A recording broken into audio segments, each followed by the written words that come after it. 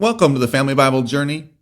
Whether you're a first-time listener, one of our regulars, or one of those who is committed to either reading through or journaling through the Bible with us, thanks for listening.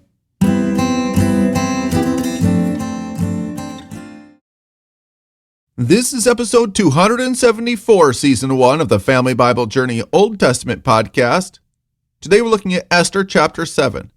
The title of today's podcast is Just Desserts. And our key verses for today are the entirety of chapter 7, where we read, So the king and Haman went out to feast with Queen Esther. And on the second day, as they were drinking wine after the feast, the king again asked Esther, What do you wish, Queen Esther? It shall be granted you. And what is your request? Even to the half of my kingdom it shall be fulfilled.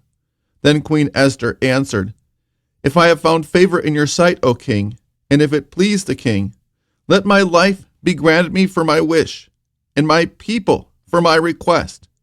For we have been sold, and my people to be destroyed, to be killed, and to be annihilated.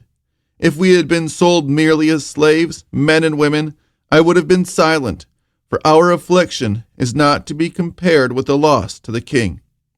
Then King Ahasuerus said to Queen Esther, Who is he, and where is he, who has dared to do this? And Esther said, A foe and an enemy, this wicked Haman. Then Haman was terrified before the king and the queen. And the king arose in his wrath from the wine drinking and went into the palace garden. But Haman stayed to beg for his wife from Queen Esther, for he saw that harm was determined against him by the king. And the king returned from the palace garden to the place where they were drinking wine, as Haman was falling on the couch where Esther was. And the king said, Will he even assault the queen in my presence, in my own house? As the word left the mouth of the king, they covered Haman's face. Then Harbona, one of the eunuchs in attendance at the king, said, Moreover, the gallows that Haman has prepared for Mordecai, whose word saved the king, is standing at Haman's house, 50 cubits high. And the king said, Hang him on that. So they hanged Haman on the gallows that he had prepared for Mordecai. Then the wrath of the king abated. This is the word of the Lord. Here in this chapter, we see that Haman gets his just, that is, justice, deserts. Entertained by the queen these past 2 nights in the presence of the king, he has had the incredible misfortune to, within the last 24 to 48 hours, be elevated by the queen as she lays a trap for him, her adversary, when he is completely unaware. And he takes as the greatest compliment her kindness of being invited to this feast. In his family, he rejoices with his family and his friends and his trusted advisors in how he had been elevated. But incensed one more time by Mordecai as he was leaving the feast, refusing to bow to him, he had that gallows made 75 feet tall, so that everyone in that part of town would see his enemy Mordecai hanging from the gallows as a warning and a testament to what happens to anyone who would cross Haman. But as he returned to the courtyard early the next day to ask the king's permission to have Mordecai hung, he had no idea that the king had been reminded of Mordecai's kindness and faithfulness in sparing him from an assassin's attempt on his life. And Haman was given the task of showing Mordecai the honor that Haman himself wanted to receive from the king.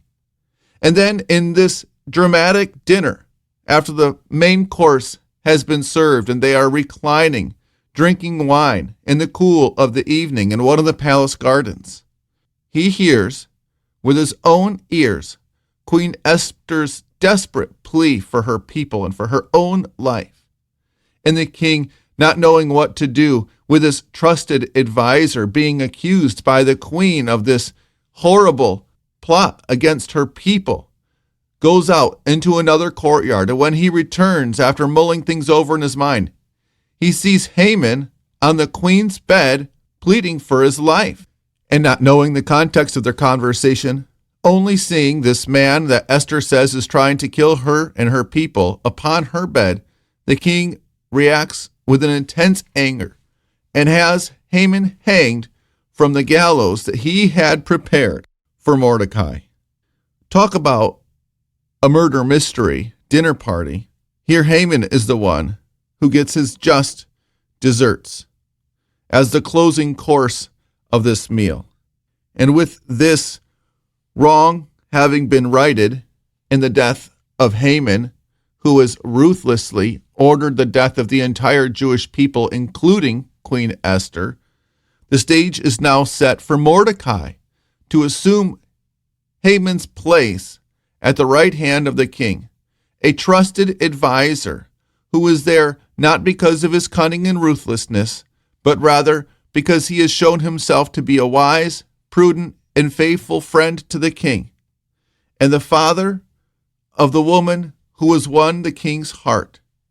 And now the rest of the story of Esther is going to play itself out as the Jewish people are going to be empowered in these coming chapters to protect themselves and save themselves from their enemies.